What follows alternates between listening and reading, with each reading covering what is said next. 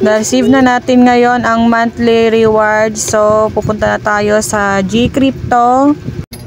Yan, waiting pa. Loading. Hihintayin natin siya. Ayan na yung pera na galing sa World App. So, sa market, isi-search natin yung WLD.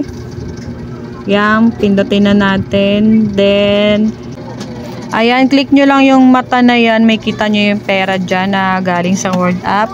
Kailangan natin siyang i-sell. Yan. Sa crypto quantity muna tayo. Input the 3.264. Then, sell.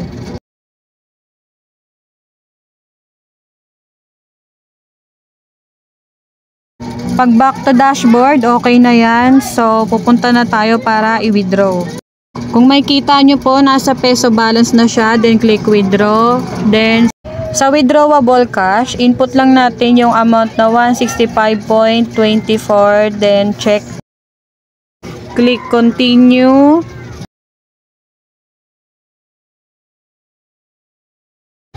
Ayan, dito na po ipapasa yung code natin na isi-send sa Gmail. Ayan.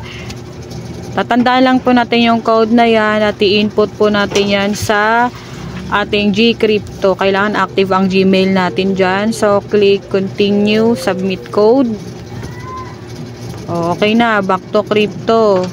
Tapos, mawawala na yan sa peso balance dahil nandun na yan sa GCash. Yan, dumagdag na. Yun lang yung tatandaan mo.